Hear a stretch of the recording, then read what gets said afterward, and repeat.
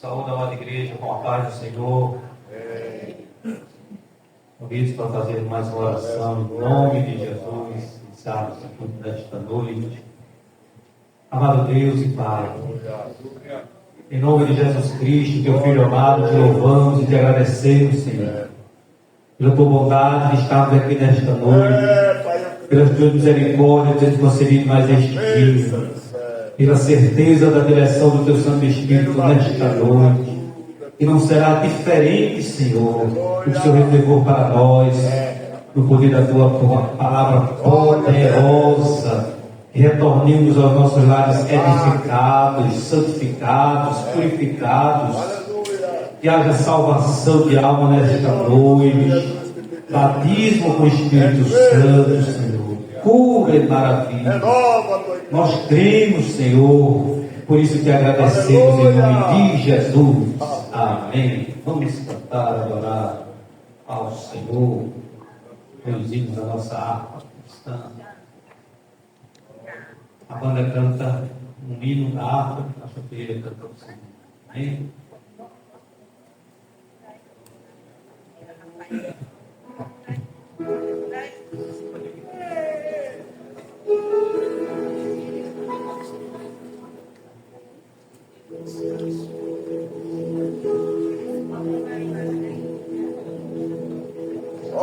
Aleluia. Saudamos a amada igreja com a paz do Senhor, amém? Vamos louvar ao Senhor. 578.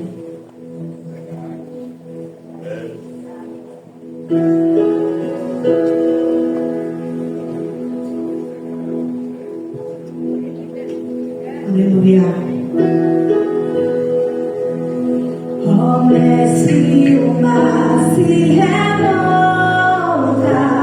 as ondas nos dão pavor, o céu se reveste de trevas, não temos um Salvador, não se te dá que morramos, podes assim dormir. Se a cada momento nos vemos, se prestes a submergir,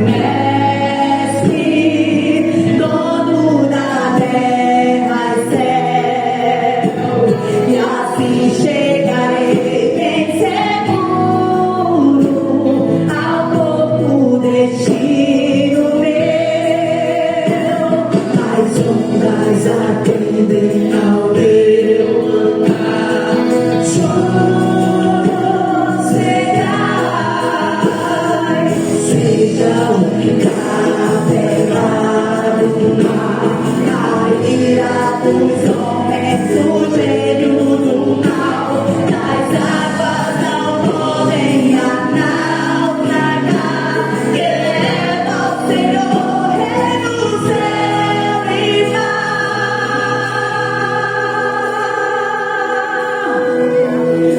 Pois todos ouvem ao meu falar, sossegai, sossegai, convosco estou para vos salvar, sim, sossegai.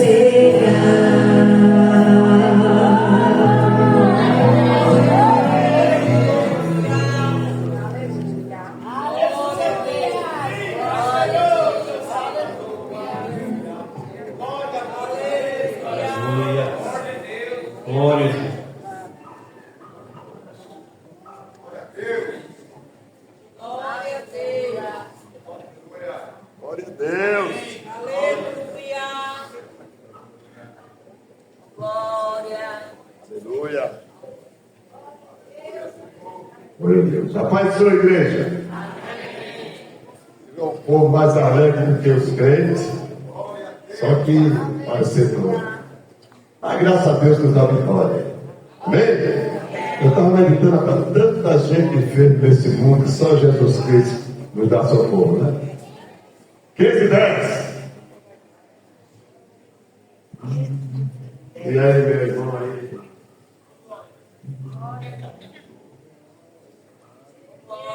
Amém? Quanto crê que as escuras? Amém. 3 quilômetros enganados, mas ele chegou na hora certa. Um dom real, Deus despertou nos seus fiéis, dom de curar a igreja, toda doença Deus sarou e sara ainda vai sarar. Oh Jesus,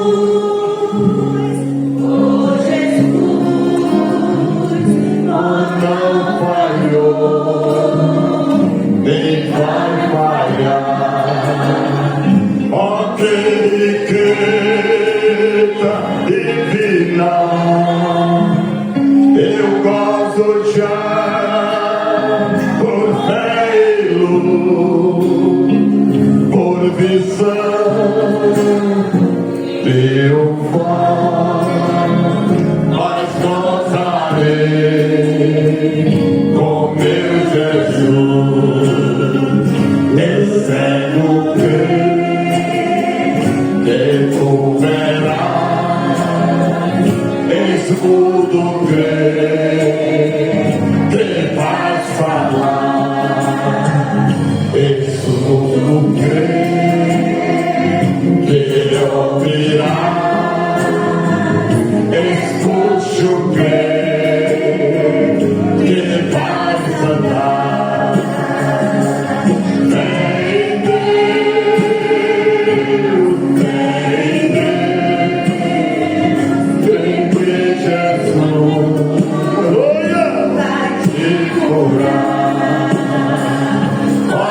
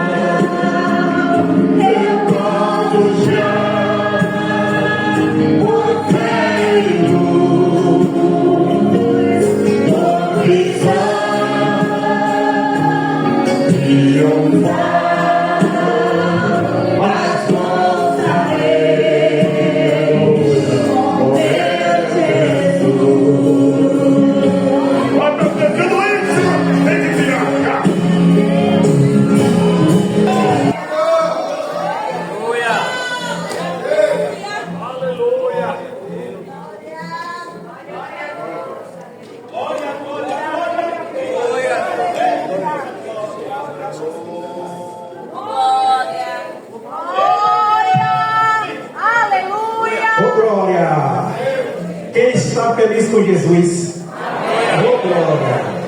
Salmista, com toda a propriedade, disse: alegrei-me, como disseram, vamos à casa do Senhor. Aleluia. A casa da bênção, a casa do pão, glória seja dada o nome do Senhor para sempre. Eu vou ler aqui 2 versículos da palavra do Senhor, que se encontra em 2 Coríntios, no capítulo 9, o versículo 6 e o versículo 7. Glória seja dada o nome do Senhor. E diz assim a palavra do Senhor: e digo isto, que o que semeia pouco também ceifará, pouco ceifará, e o que semeia em abundância, também em abundância ceifará. Cada um contribua segundo o propósito do seu coração, não com tristeza ou por necessidade, porque Deus ama aos que dá com alegria. Aleluia. A palavra do Senhor, ela deixa bem claro que quando nós nos pedimos a ofertar na casa do Senhor, não devemos ofertar não com tristeza, não, mas lembrando que Jesus Cristo, Ele pagou um alto preço por nós, e derramando assim a sua graça sobre as nossas vidas,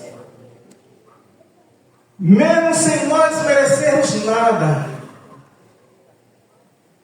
e por ser nascido de novo e receber esta graça,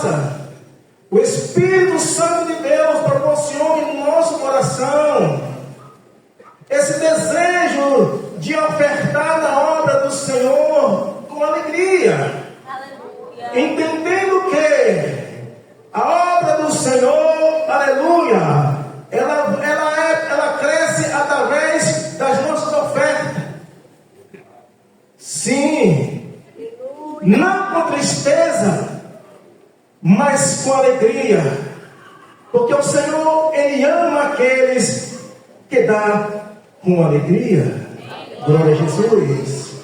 Não adianta nós ofertar com o coração fechado, com o coração amargurado. Não. Porque Deus, Ele não recebe a nossa oferta. Não. Mas quando nós entendemos que a obra depende da nossa oferta e olhamos o que o Senhor Jesus fez por nós, abrindo o nosso coração com toda a gratidão, entregamos a nossa oferta para que a obra do Senhor prospere. Glória seja dada no nome do Senhor. Nós vamos orar. Senhor meu Deus e meu Pai que está no céu, Pai querido e santo, aqui está, meu Senhor, a tua igreja amada, meu Pai, que entende, ó Deus, que a tua obra depende, meu Senhor, de que nós venhamos, Senhor, ó Pai, ofertar, devolver os nossos dízimos, meu Senhor da glória. E está aqui, meu Deus, nesta noite, adorando e exaltando o teu nome, Pai. E está aqui também, Senhor, para adorar a Ti com os dízimos das ofertas, meu Senhor da glória. Mas eu quero nesta hora, meu Pai, rogar, Senhor, aos céus, que o Senhor abra a porta de emprego, meu Pai, para aquele que, Senhor, ó Pai, deseja fazer este ato glorioso, mas não tem condições. Pai Santo, e também por aqueles, meu Senhor, que tem dúvida, meu Deus, sobre o que é devolver o dízimo e as ofertas, Pai. Que o Teu Espírito Santo, Pai, abra o entendimento, para que Ele venha, Senhor, deixar esta palavra se cumprir nas suas vidas nesta noite e dar com alegria para a glória do Teu nome. Amém. Graças a Deus. Queridos irmãos da paz do Senhor, feliz em estar aqui mais uma vez na casa do nosso Senhor Jesus para adorarmos o seu maravilhoso nome, ainda que atravessando uma virosa. E cedo eu liguei para o pastor Valdo e só fica engatilhado aí, porque qualquer coisa a gente divide. E na verdade, eu estou aqui para lutar. Hoje não vou usar metralhadora, vou falar mais calmo, para tentar ministrar nessa noite. Os irmãos estejam intercedendo por dentro para Deus, para que assim eu consiga, para a glória do nome do Senhor Jesus. Se caso não, o gatilho está pronto. Amém? Abra sua Bíblia na carta aos Efésios, capítulo 6.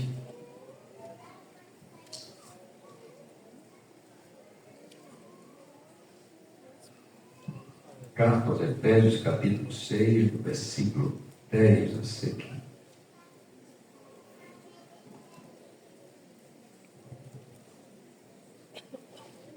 Aleluia.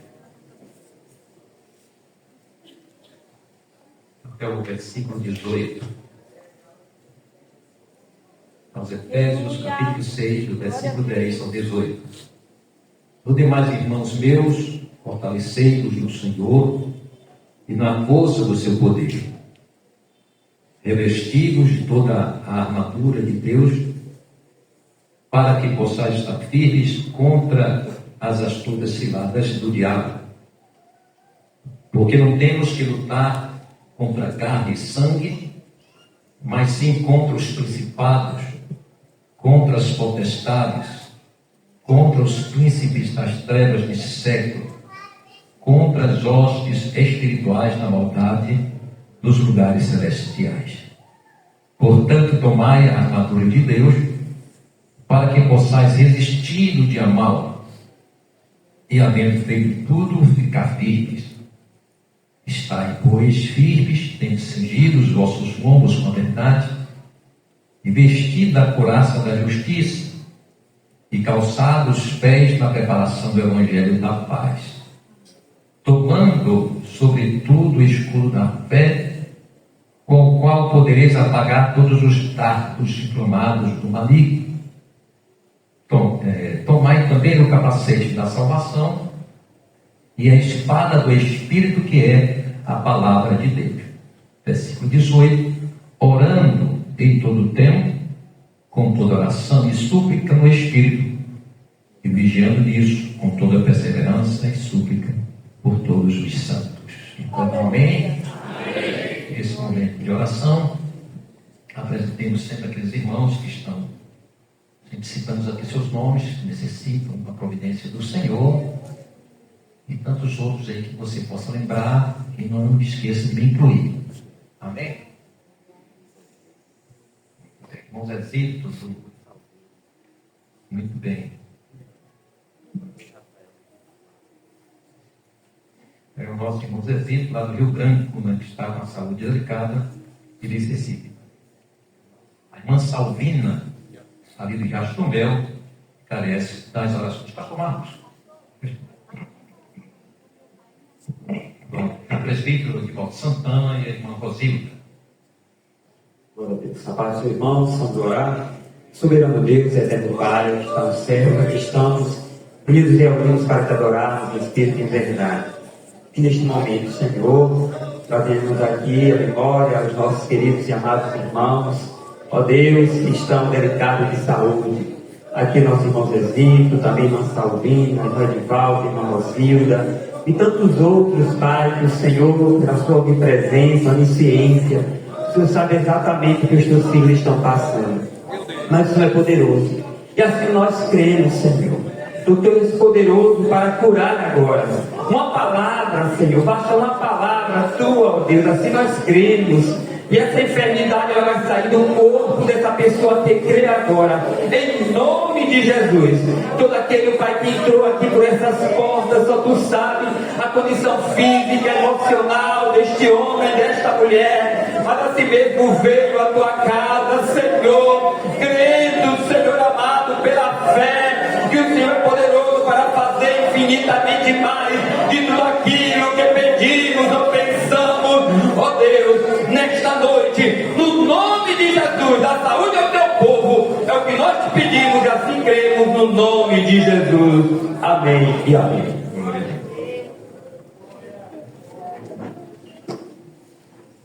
Meus irmãos,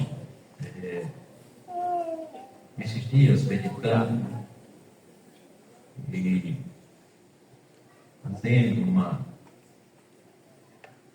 podemos dizer assim, uma autocrítica, no sentido da nossa fé, nos veio na direção do Espírito Santo e trazer uma palavra muito importante nesta noite, porque ela representa nesses dias da igreja. Esses dias conturbados, né? Cheios de tantas falsas doutrinas, falsos ensinos, que permeiam não só a internet.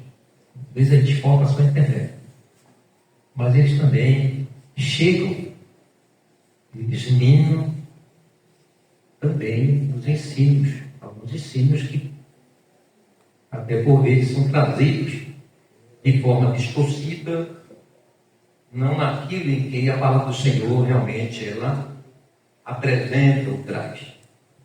Eu sempre tenho dito que esta é uma preocupação, e eu me incluo, que esta geração da igreja é uma geração preocupante. É uma geração que ela está, podemos assim dizer, revestida de uma insegurança espiritual e também bíblica. E não se pode comparar, na verdade, com tempos passados. E esta preocupação nos vem ainda maior, e aí eu me refiro a gente da Assembleia de Deus, de que ainda que nós hoje gozamos de recursos táticos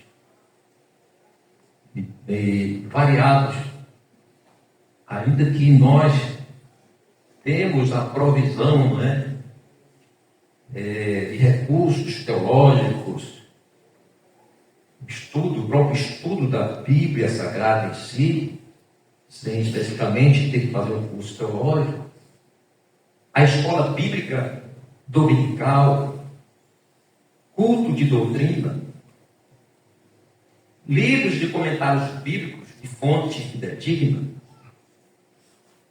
e aí tantos outros recursos que nós temos. E além de termos, né, a presença do Espírito Santo como aquele que é o revelador, aquele que revela a palavra do Senhor e que é capaz de nos assegurar a certeza da nossa salvação e nos formar na fé. E ainda temos a oração, o jejum.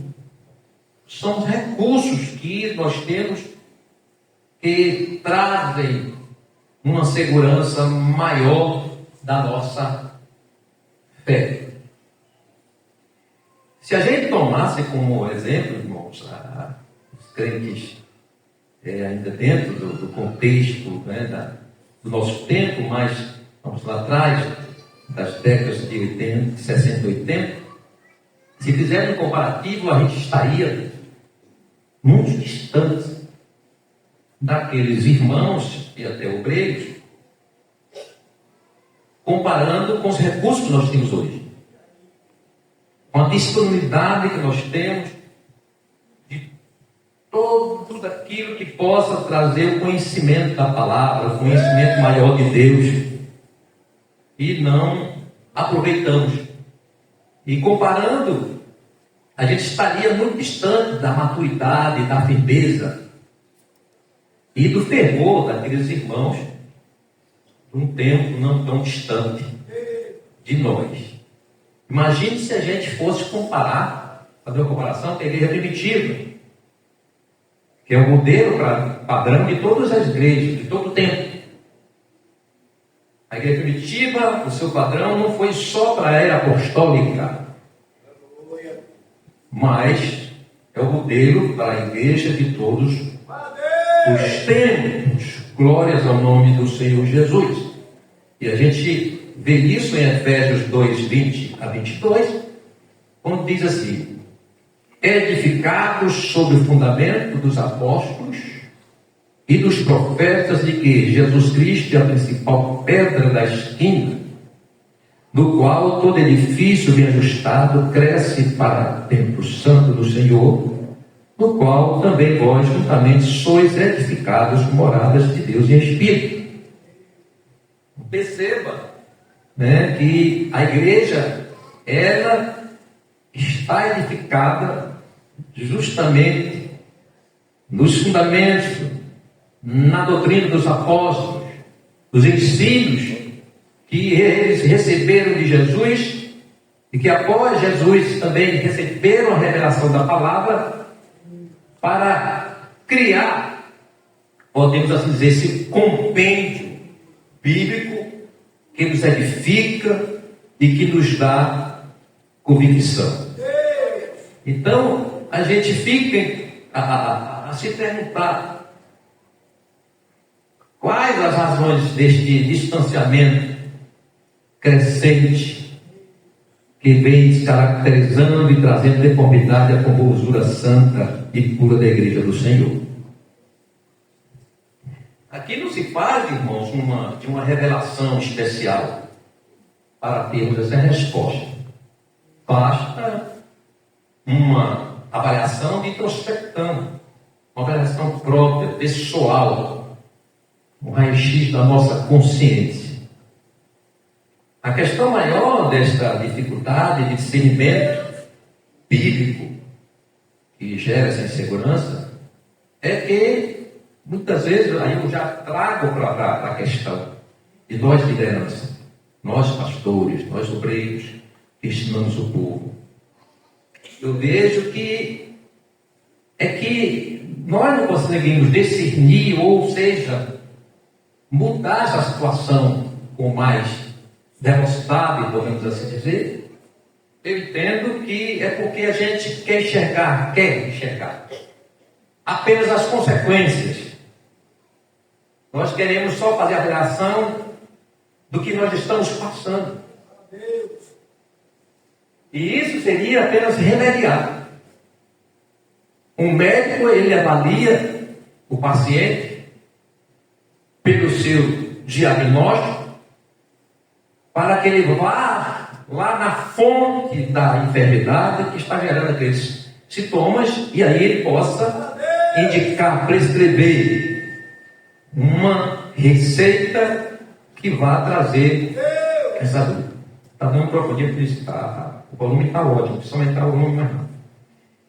Então, observe, queridos irmãos, que se nós não formos avaliar as causas, vamos continuar nessa crescente ignorância bíblica, doutrinária, como também na falta de conhecimento de questões espirituais que estão ligadas também à doutrina, de questões que envolvem diretamente a nossa vida diária cristã, de luta, de combate.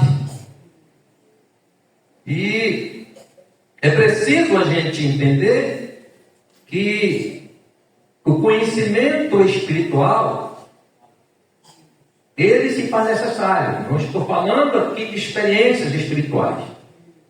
De alguém ter uma visão, alguém ter revelação, isso aí é algo que está dentro do contexto da ação do Espírito Santo na vida do crente, na vida da igreja.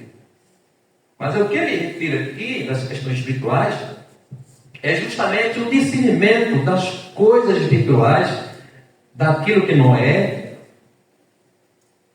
e até pelo desconhecimento dessas questões espirituais que nos envolvem, deixamos de viver uma vida mais plena, no sentido da nossa comunhão com Deus e na nossa própria produtividade como crente, como igreja.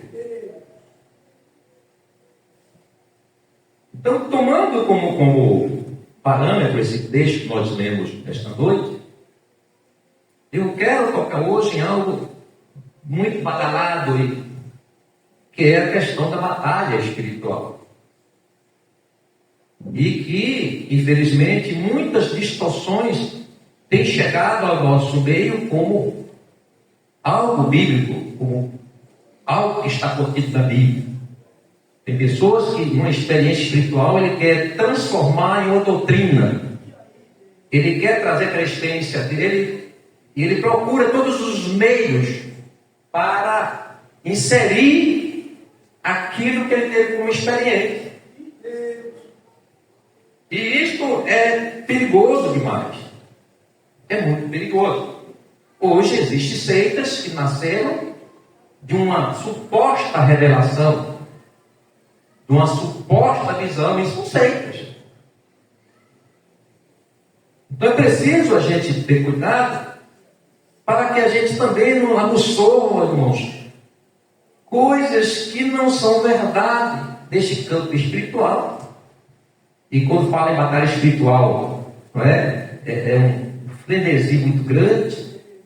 Tem muitos crentes que falando de Satanás, está tremendo, já está querendo correr, se esconder. Tem crentes que passam na frente do centro de banda, só falta se benzer e rezar a Ave Maria.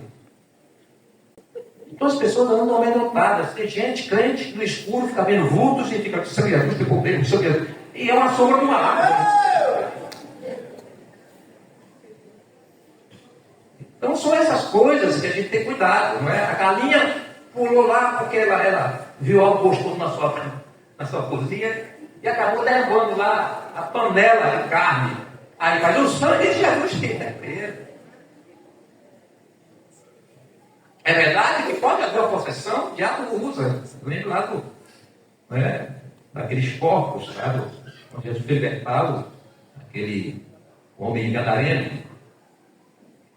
Mas não é bem assim. Então tudo a pessoa vê Satanás. Então a gente não pode dar prerrogativas de serviço, de atuação em ações, coisas que não são de Satanás.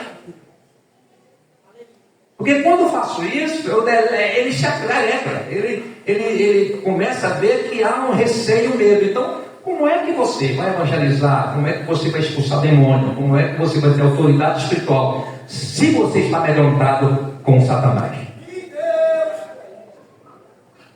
A gente não pode subestimar a maldade, a malícia, a perversidade de Satanás. Mas eu não posso também me esconder. Olha aqui. A Bíblia fala que o que faz a gente vencer Satanás é o quê? Ali no mais. Resistir a Satanás. Então, lá que você resiste, você está de frente com ele. Olho no olho.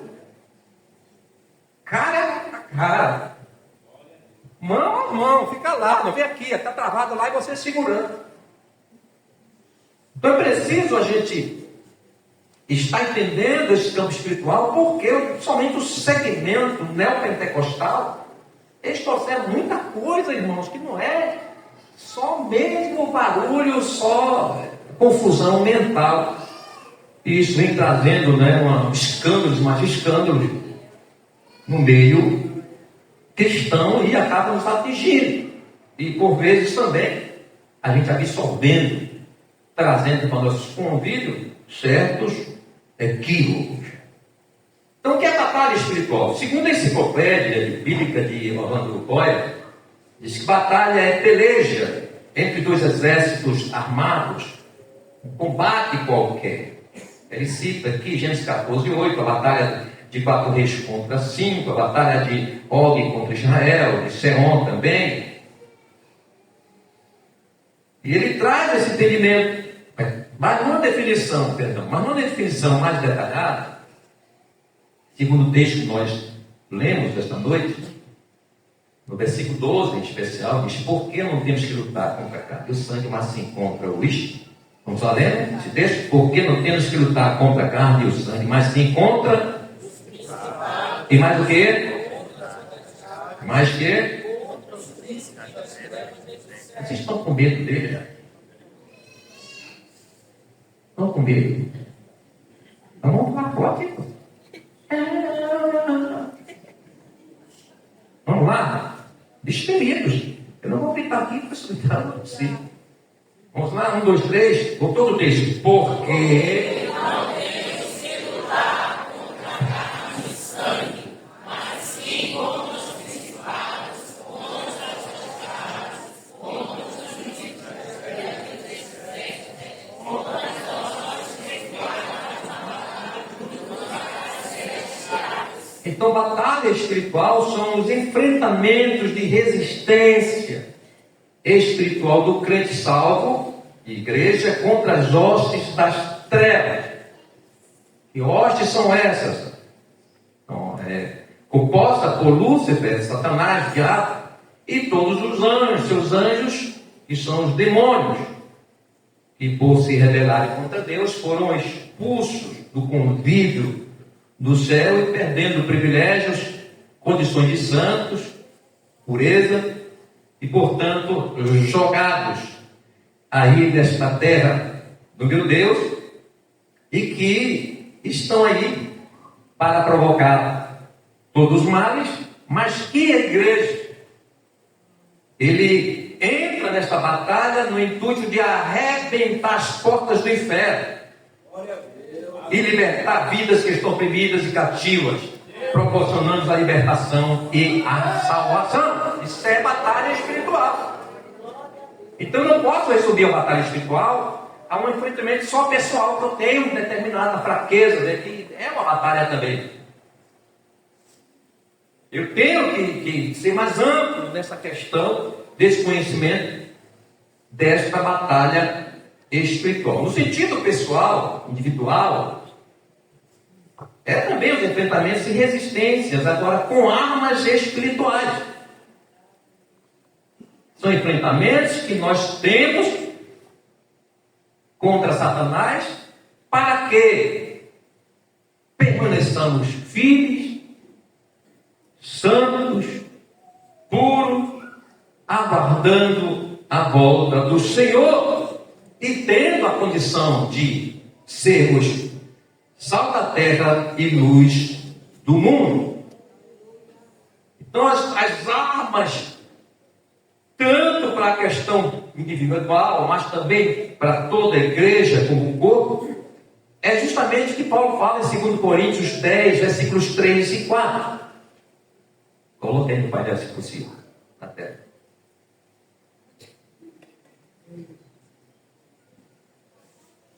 Vamos lá, 1, 2, 3. Ó, gente, não viu? Cadê o dedinho abençoado?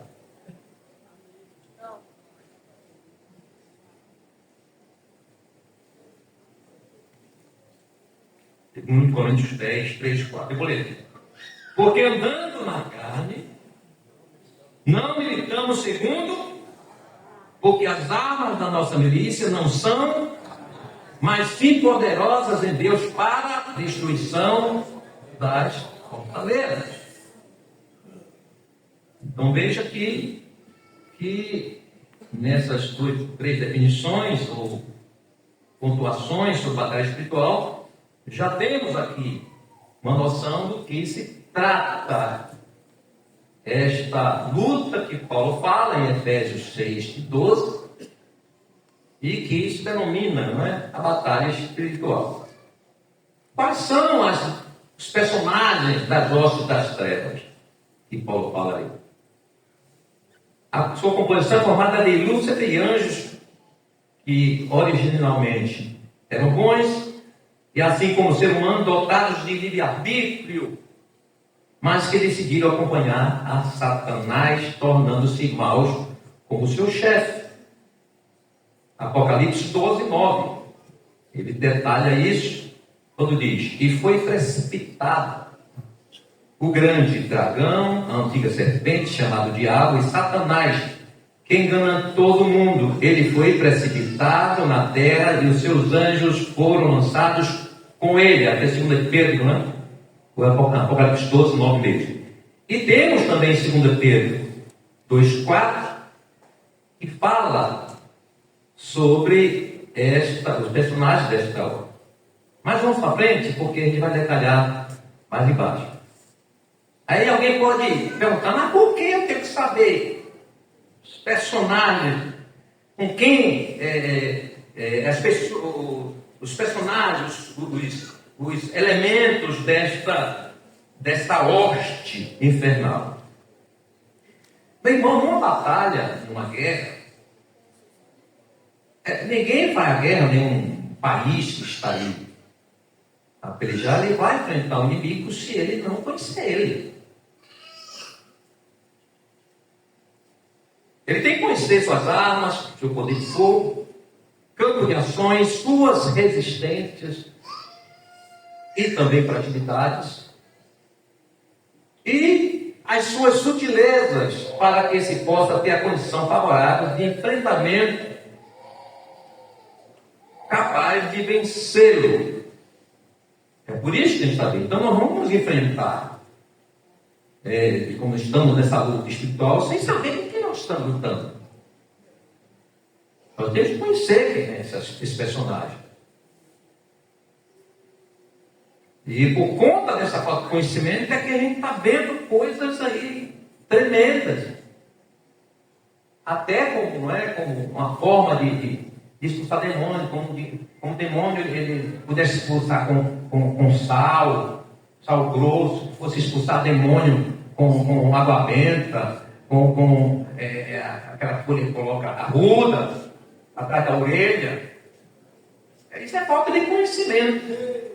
E tem crente que acaba absorvendo essas coisas, irmão. Aí bota um salzinho grosso atrás da porta, Jesus guarda aqui, e bota o salzinho lá atrás, na porta. Isso é falta de conhecimento. Porque o diabo, se der muita coisa, ele vai comer o sal. Ele é terrível. Ainda aí depois não dá risada. Bota mais sal.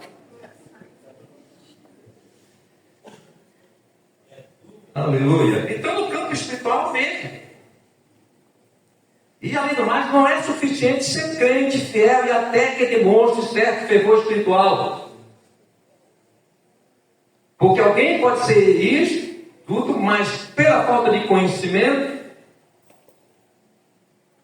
ele está diante de si ali, tem diante de si uma arma poderosa em sua mão, mas não sabe atirar e onde atirar. Aí o crente tem toda a condição para o enfrentamento na batalha espiritual, mas ele não sabe usar. Imagine um soldado com um rifle, hoje é uma coisa mais leve, que ele lança torpedo, e o camarada não sabe que ele vai atirar assim com ele. Ele não sabe como manusear a sua arma. Então o crente que não conhece, tem conhecimento espiritual da batalha espiritual, ele vai atirar com o escuro, ele não vai acertar ninguém. Eu lembrei do irmão aqui, falando de alguém que foi caçar com ele, e eu vi tanto tiro que vai, o homem, combatendo essas histórias. E eita, o homem matou, porque não chegou lá, não tinha nenhum preado.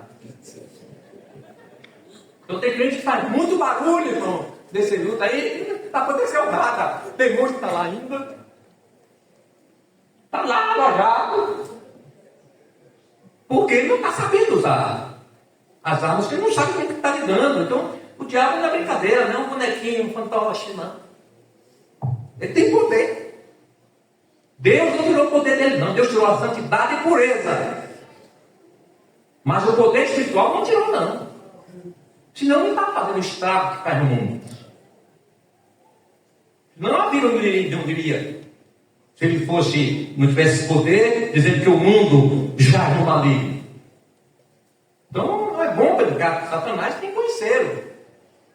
Tem gente que fica assim, né? Lá ele fica dizendo assim: vem Satanás, que tu vê. Aí Satanás resolve vir e ele também corre. Ele pensa que é uma brincadeira. Satanás é um ser espiritual de ação poderosa. Então é preciso entender que nós estamos lidando, como o texto fala de Paulo, com forças espirituais malignas, poderosas, sobrenaturais, forças invisíveis, que não se podem enxergar com os olhos humanos, mas são perceptíveis ao crente salvo, cheio do Espírito Santo, por meio dos olhos da fé, da revelação de Deus, do conhecimento da palavra do Senhor. Glórias ao nome do Senhor Jesus para sempre. Podemos ver a descrição de Satanás em Ezequiel 28, eu gostaria que, se possível, colocasse na tela, que nós vamos falar um pouquinho sobre esse capítulo, que, observando a partir do versículo 2, abra sua Bíblia, Ezequiel 28, esse é um texto tomado muito com base na queda, né, do nosso sabendo, são de Satanás, mas é preciso entender aqui algo importante, porque não é todo o texto, não é todo o texto que se refere diretamente a Satanás. Então, quando observamos, por exemplo, no capítulo 28, a partir do verso 1, específico mais do 2 ao 10, a gente vai observar lá, eu gostaria de, o versículo 2, pronto. Filho do homem, dize ao príncipe de Tiro, assim diz o Senhor Jeová, visto como se eleva o teu coração, e dizes, vamos lá. Sim.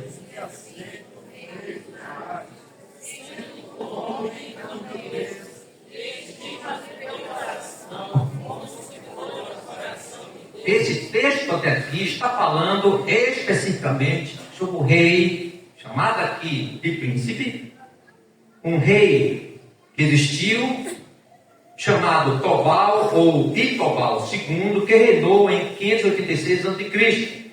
e que, instigado por Satanás, deixa-se levado por causa da sua arrogância, pelo desejo de ser igual a Deus.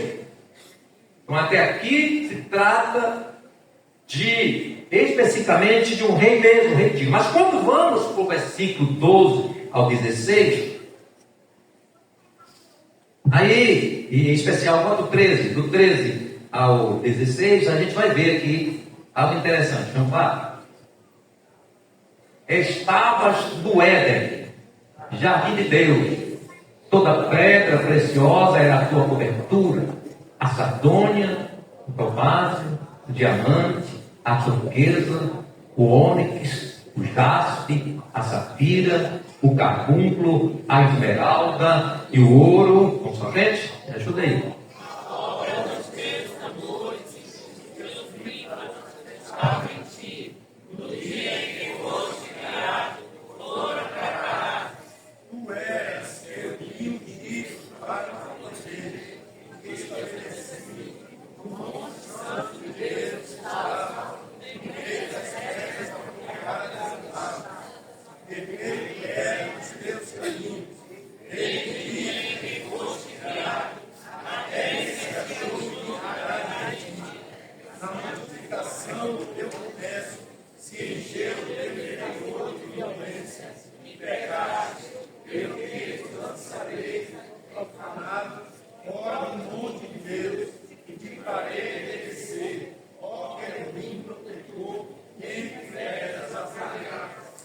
Muito bem.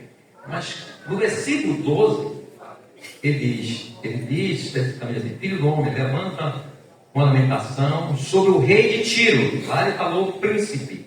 Aqui ele fala rei de Tiro. E aí ele especifica justamente. Mas você vê que agora é uma figura espiritual.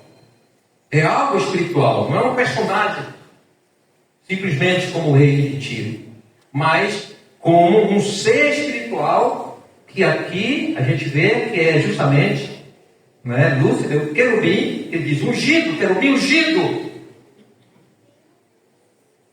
que ele é justamente precipitado, que ele é lançado do céu à terra. Vamos para frente.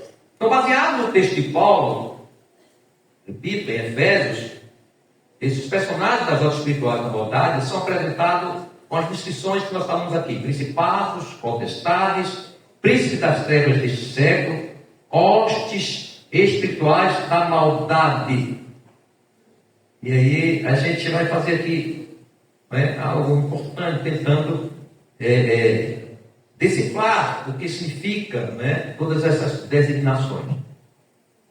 Então, quando é interessante, quando Paulo fala, finaliza, ou seja, nas expressões desse texto, ele dá a entender que existe uma ordem maligna e que tem sua hierarquia, eles têm seu campo de ação, e essas hostes infernais, no entanto, eles estão numa dimensão, como se fosse uma nuvem densa e escura, tentando impedir que, aqui uma comparação, que os raios solares cheguem à Terra. Então, Satanás, ele tenta impedir nossa comunhão e interação com Deus. Nossa oração, nossa adoração, ele tenta impedir. É por isso que ele está nas regiões celestiais. E a gente lembra de Daniel, no capítulo 10, do versículo 12 ao 14, lá está, que Daniel, ele tinha orado ao Senhor e que, no entanto, a sua oração, o Senhor mandou resposta, mas houve a tentativa de impedir. E o texto diz isso claramente. Vê Daniel 10, 12 a 14, esse texto dele. Vamos lá. Então me disse: não temas, Daniel, porque desde o primeiro dia em que aplicaste teu coração a compreender e a humilhar-te perante teu Deus, são ouvidas as tuas palavras, as tuas orações, e eu vim por causa das tuas palavras. Quem é este que veio? Justamente veio, foi o Gabriel, ele que veio para enfrentar e para estar ali dando a passagem à oração de Daniel. Então houve a tentativa de impedimento. Então Satanás e suas hostes estão impedindo, irmãos, a funcionalidade da igreja, as ações da igreja. Ele tenta de diversas maneiras. Então, quando falamos principados, aqui, Paulo fala em principado, está falando, no sentido é príncipe, poder, domínio da palavra principado. O sentido aqui é a existência de uma classe de demônios com dignidade de primeiro lugar, de príncipe, de poder e domínio com atividades específicas, de comando, chefes de demônios. E a gente pode ver isso em Judas 6, coloca Judas 6 e depois 1 Coríntios 15 e 24.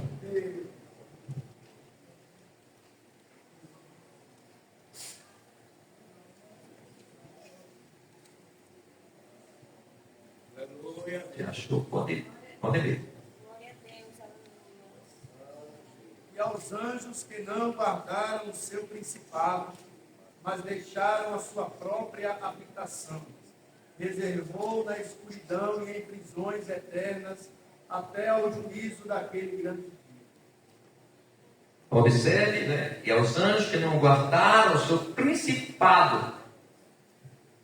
Eram anjos que tinham importância grande na atuação celestial santa, mas que, no entanto, eles deixaram, né, de estar na obediência ao Senhor, e aqui dá a entender justamente também daquela classe, uma classe mais poderosa e perversa que só vai ser solta, né, já lá no final da tribulação. Mas já podemos entender aqui, né, o sentido de principados. Então Paulo está falando justamente a existência de uma classe de demônios com dignidade, em primeiro lugar, especiais. Potestades, poder, potência, dá o entendimento que se trata do próprio Satanás. E também uma classe alta de demônios mais próximos a eles, dotados de delegação, de autoridade, de liberdade, de ação, com competências especiais. São como fosse um plágio, uma imitação dos anjos e arcanjos, são forças especiais que movem de todas as formas, usando inclusive os poderosos adversários do Evangelho, mas que serão aniquilados por Cristo. Glória a Deus. Então observe que quando fala em potestades, está falando do próprio Satanás e outros demônios que são especiais, gozam dessa aproximação, né, do chefe deles. Em 1 Coríntios 15, 24, 25, bota aí, por favor, 1 Coríntios 15,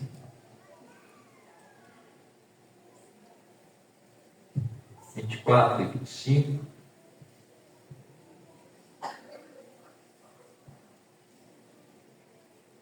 Já apareceu, ele pode ler.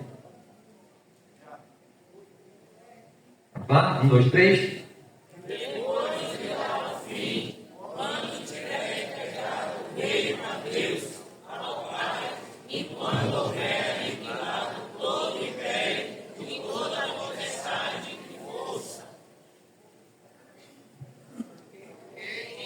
Amém?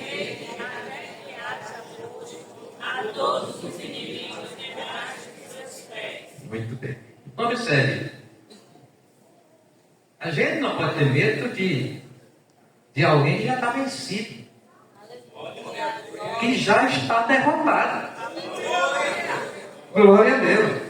Ele ainda não assumiu sua derrota, mas já está derrotado. Glórias ao nome do Senhor Jesus para sempre. Aí ele vem falando também dos príncipes das trevas deste século. Aqui o texto sai do campo espiritual para o humano, com o termo século, revelando a conotação aqui da existência de emissários de Satanás, que atuam no sentido de atender às suas ordens, agindo como promotores e facilitadores do mal na terra, e que será agravado na grande tribulação com as bestas do Apocalipse. Então são encarnados olha bem, veja bem isso aqui, são encarnados em governos anticristãos, contrários a Israel, e que desejam a sua extinção, ditadores, legisladores pervertidos, podendo atuar no campo da justiça e educação, na falsa ciência e até em certas lideranças religiosas. Os falsos profetas e mestres Eis que Paulo, em 1 Timóteo 4:1, alerta, quando diz: mas o Espírito expressamente diz que nos últimos tempos apostatarão alguns da fé, dando ouvido a espíritos enganadores e a doutrina de... Você pensa que é na internet? É no convívio mesmo, de congregação. É por isso que tem que ter discernimento da palavra, para que a gente possa estar entendendo e discernindo as atuações do inimigo. Então é importante a gente observar que o maligno, Satanás, ele tem esse poder de se introduzir na mente de homens poderosos, mulheres até poderosas, de pessoas de repercussão, de comando, para que possa imprimir, ou seja, fazer aquilo que é característico dele. E principalmente visando a igreja. Por que visando a igreja? Porque a igreja é a única instituição originada em Jesus que tem autoridade na terra para, irmão, transformar este mundo. E Satanás não quer que transforme. Então ele vai usar todas as camadas, todas as vertentes de instituição, não deixando a religiosa também, para justamente impedir as ações da igreja. Então observe que muitas vezes uma lei que se levanta contra a igreja não é só uma lei. Ela tem uma conotação maligna de tentar parar a igreja. É preciso entender. E a igreja, ela já passou por momentos de silêncio. E há países também que a igreja está silenciada no sentido público. Estão nas escondidas, estão nas matas. Isso porque leis, ditadores, governos malignos. Aí citamos aqui Hitler. Quem foi Hitler? Ele é demônio em pessoa. As atrocidades que aquele homem fez foram coisas tremendas para destruir quem? Israel. Então todo governo que ele se levanta contra os cristãos e contra Israel está sendo usado por Satanás. Não é questão teológica não. Aqui é aquilo que a palavra de Deus nos traz sentido. A gente precisa estar atento, por quê? Para que a gente não possa estar aqui dando certo, apoio, no sentido, entre aspas, apoio, mas dando certo crédito,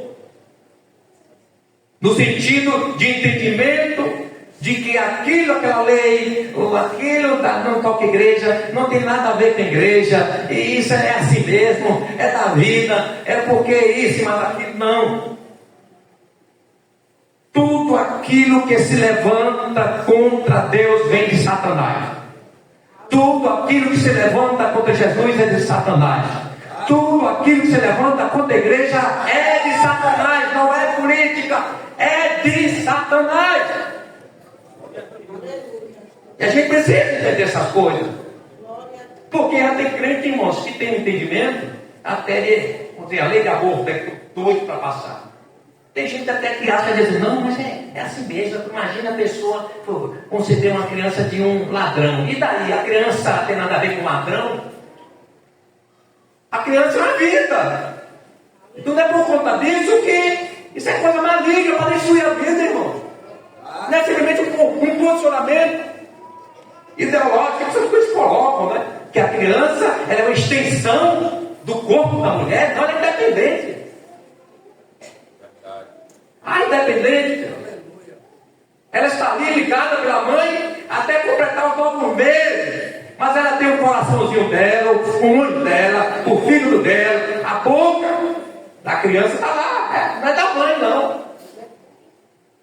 E a gente precisa entender. Então, por exemplo, quando tem uma lei que facilita o uso de drogas, está querendo destruir as pessoas, as almas que Jesus quer salvar. Está dentro do campo da batalha espiritual que a gente tem que pedir a Jesus para abrir os nossos olhos e nos dar entendimento. Ele fala também sobre as hostes espirituais na maldade. Aqui é todo o sistema maligno atuante na terra e nas regiões celestes. Então já fica aí esse entendimento de todas essas apresentações, não é, dos demônios, das suas ações. Terceiro ponto: essas descrições dos nomes dessas personagens malignas propõem que Satanás, para que seja objetivo eficaz dos seus planos satânicos, ele se organize. Ali traz também a ideia de organização. Então tem gente que pensa que o Satanás é organizado, que é uma bagunça do inferno, né? Às vezes no conceito assim, popular, aí alguém diz assim, uma coisa bagunçada, rapaz, isso aqui está no inferno. Satanás é organizado. Não é bagunceiro não, ele tem ordem na casa dele. No domínio dele, ele organiza tudo certinho. Porque ele, senão ele me engana.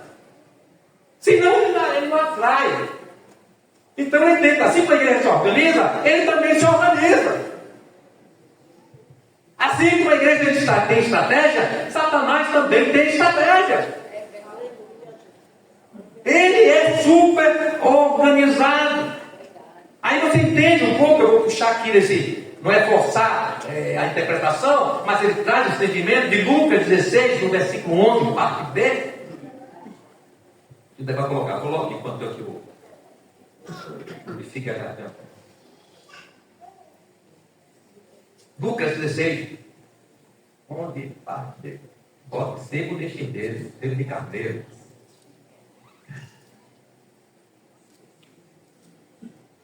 Não, 11. 11. Lucas 11. Inverti uma peruca? Lucas 11. Não tem inverso. Aí diz assim, deixa esse texto aí. Deixa eu ver aqui. Eu não cito o texto aqui, mas só para a gente ver na Bíblia. Lucas 16, 11, digo. Lucas 11, 11, 14, 15... Deixa eu ver isso aqui, se é esse mesmo. Se não cito ele, mas eu quero abrir. Não é esse texto não. É o texto, eu confundi aqui, o capítulo. É o texto que diz que os filhos deste mundo, os filhos das trevas, são mais astutos do que os filhos da luz. Marcos, né? Isso alguém descobre ele. Pronto, 16? 16, 8. Pronto, Lucas 16, 8. Obrigado, querido. Vamos lá, olha o que o texto diz. A parte B. Porque os filhos deste mundo são mais prudentes na sua geração do que os filhos da luz. O que pode observar nesse texto? É porque quando se fala filhos do mundo, nos faz lembrar que o mundo está sob a influência de Satanás. Então Satanás, como é influenciador, e falamos que ele é organizado, é perspicaz, ele age com estratégia e também age com prudência e sagacidade. Então, no seu caráter degenerado e corrompido, ele confunde as pessoas, confunde até alguns da igreja, no sentido de estar vendo tendo essa ideia, está ali. Não, ainda até cita, os filhos das trevas são mais prudentes que os filhos da luz.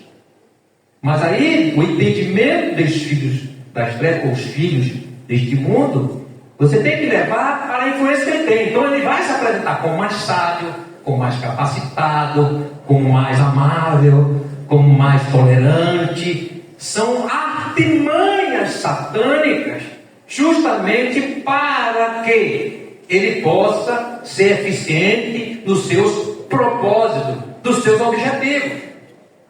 Então, o diabo usa alguém, por exemplo, e dá uma inteligência muito grande, aí o camarada lá é endemoniado, mas ele apresentou um ponto de vista lá, um pensamento seu, e por ele estar naquela elevação, é alguém diz, eu prefiro crer nesse camarada, eu prefiro crer nesse do que crer no pastor.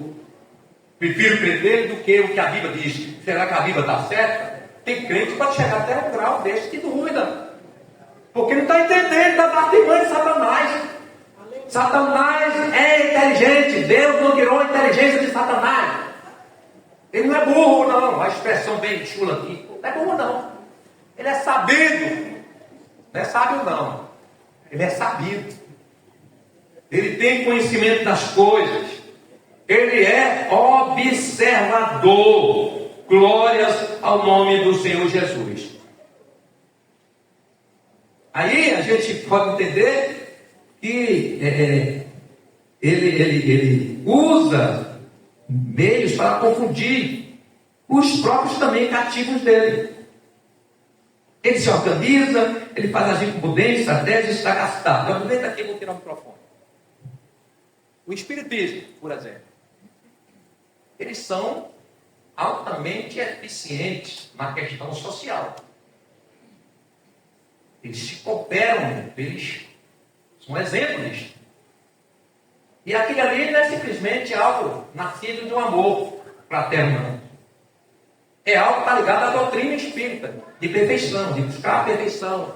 E quanto mais ele é o coração que dá oferta, que socorre, aí ele o espírito dele está se aperfeiçoando para quando desencarnar, ele vai encarnar, não numa cobra, mas vai encarnar num príncipe, num rei. E o crente tem que ter esse entendimento, de saber discernir as coisas, meu irmão. Não pode ter um enfrentamento, enfrentar e vencer a batalha espiritual, se não tem este entendimento. Lá em Gênesis 3, a gente precisa botar o texto, em Gênesis 3, de 1 a 5, que fala da queda de Eva, e depois de Eva arrastou Adão. A gente vai ver justamente a astúcia, a sabedoria, a forma como o diabo agiu, distorcendo totalmente o texto, o que Jesus tinha dito. Ele gera uma confusão na casa, no coração, na mente de Eva. Então o diabo, ele é astuto, ele não vai agir assim logo ali, caralho, Satanás. Não, ele vai procurar o jeito que você entenda que lá ele é bonzinho, que lá ele não ofende tanto, não é isso que dizem dele. É isso que eu digo, você também não pode subestimar. Claro que Satanás, a vida do crente, é qualquer coisa. Mas você não pode subestimar o poder dele. De forma alguma. Eu não posso zombar também de Satanás. É algo sério.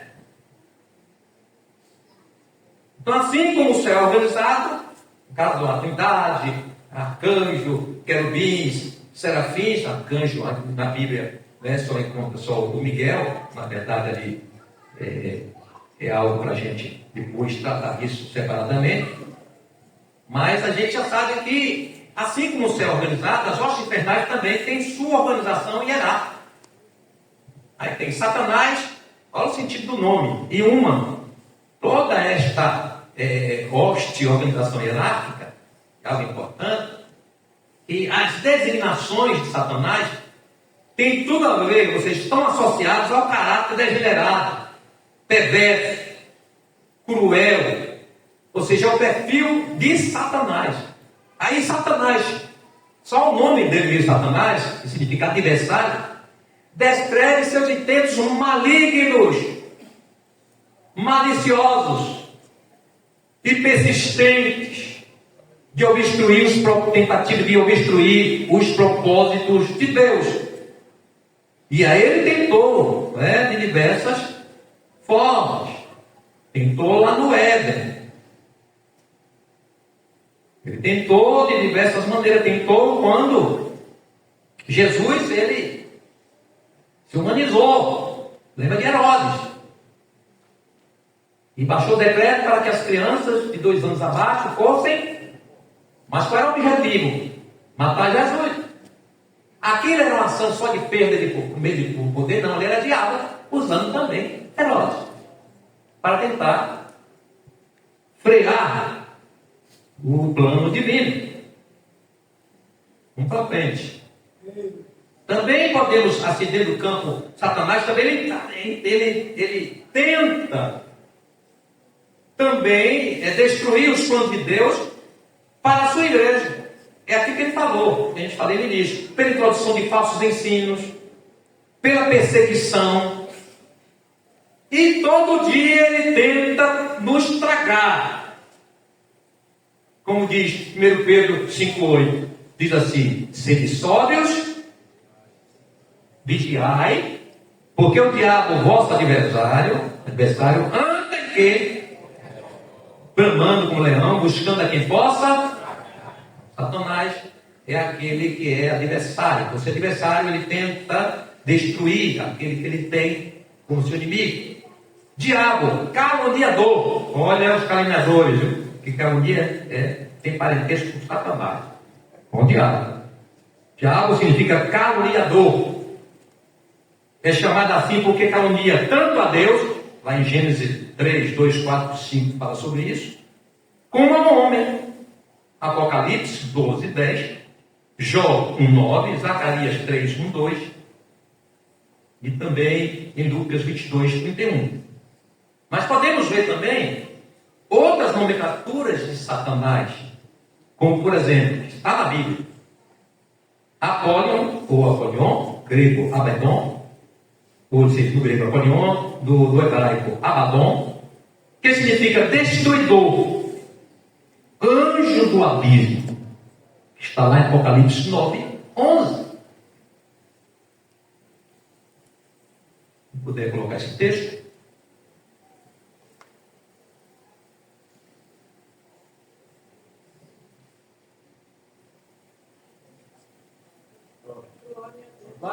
E tinha sobre si rei o anjo do abismo.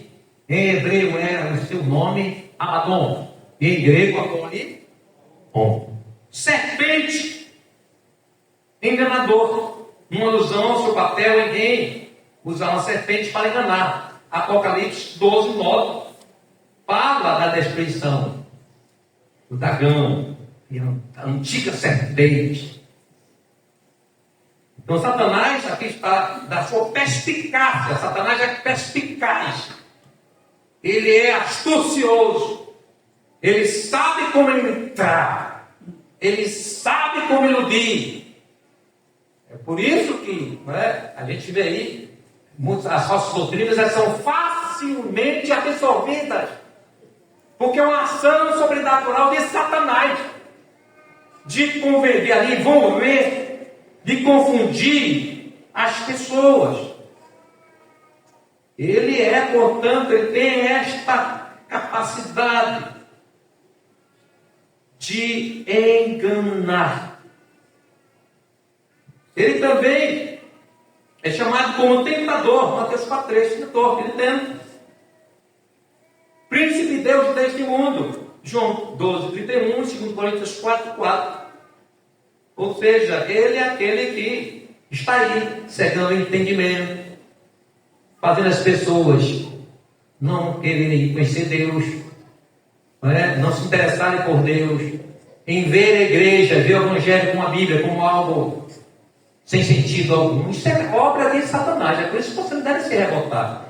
Quando a pessoa ela se enfrenta, ela até quer muitas vezes lhe agredir por causa da sua fé.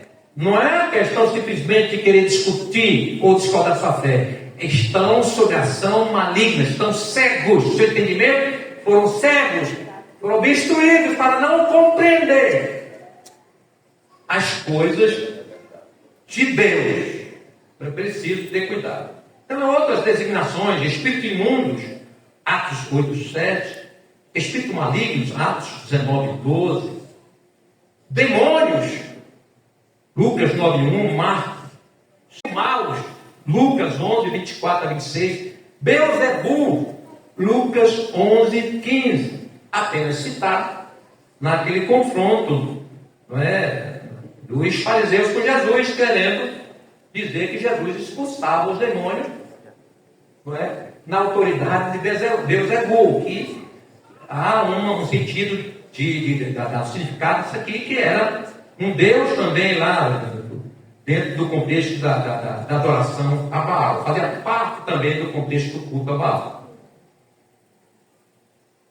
Então, quais são, no dia meia-noite, a atividade de Satanás?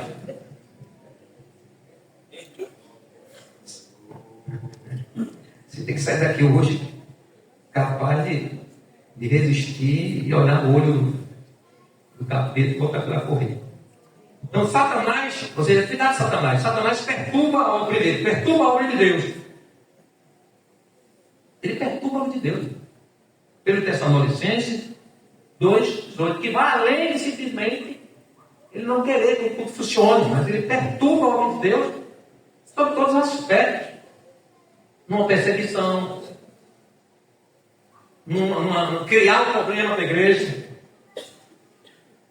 É denunciar a igreja porque o culto, o som está alto, mas ninguém se queixa dos carnavais, dos bares que até 2, 3 horas da manhã estão tocando aí. Mas quando fala da igreja, tem que funcionar a lei do silêncio. Isso é coisa maligna. Não é simplesmente uma lei, não é simplesmente um meio de frear, de causar bem-estar. É nada. Isso é hipocrisia de Satanás, desses homens também aí que tentam fazer isso. Então ele opõe ao Evangelho. Mateus 13:19. Por que isso opõe ao Evangelho? Porque o Evangelho, Paulo diz que é o quê? É poder de... Para quê? Ele vai se opor ao Evangelho. Por que também? Porque o Evangelho ele vai de encontro, irmão, às mazelas morais e éticas que está destruindo as nações e os povos. Entenda isso. Aleluia. Portanto, quando se tente frear a igreja do Evangelho, você vê que hoje, nego fecha a porta, fecha as ruas, bota um paredão, bota som, e aquela cachaçada e outras coisas do meio da rolando. Mas na hora que a igreja pedir para interditar uma rua, é uma tribulação. Por que isso? É Satanás, de forma sutil, se opondo ao Evangelho.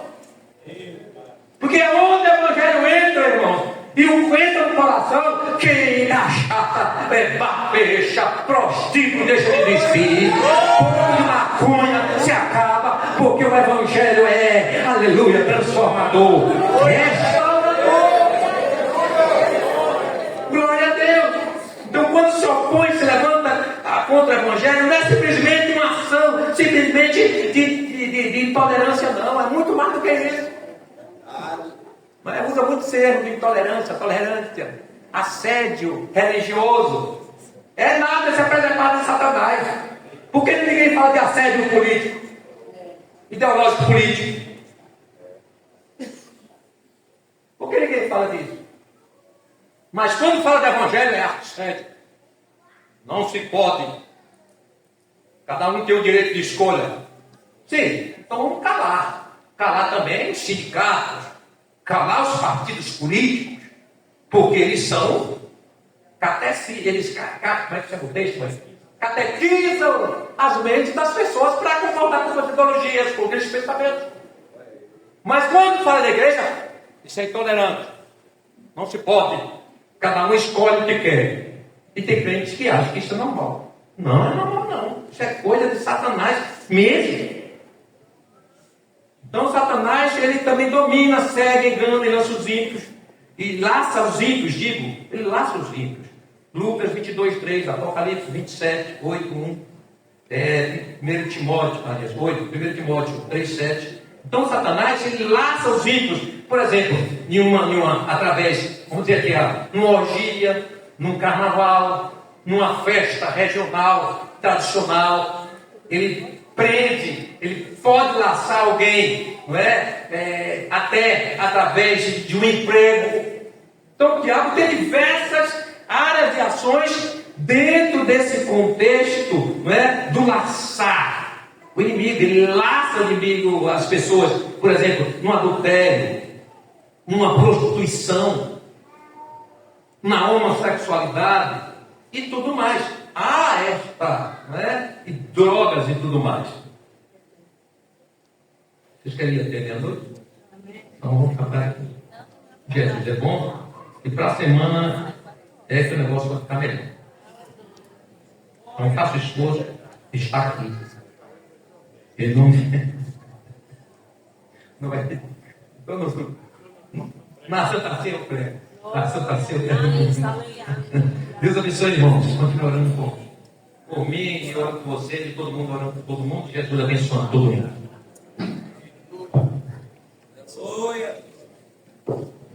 Pai Santo, em nome de Jesus, Pai, nós te damos graças pela sua palavra, Senhor, que está sendo ministrada, Pai Santo, nesta igreja. Continua, Senhor, usando o teu servo, Senhor, poderosamente. Pai, no nome de Jesus, te damos graças pela vida de cada um dos teus filhos que fizeram aniversário, Senhor, que comemoram junto com suas famílias. Senhor, alegra os seus corações, fortalece-os, sustenta-os, abençoa a sua igreja, Pai, e nos concede a noite de paz. Nós te pedimos e te agradecemos agora e sempre. Amém. A graça de nosso Senhor Jesus Cristo, o amor de Deus e a comunhão do Santo Espírito sejam com todos digam. Amém. Deus nos abençoe em Cristo Jesus.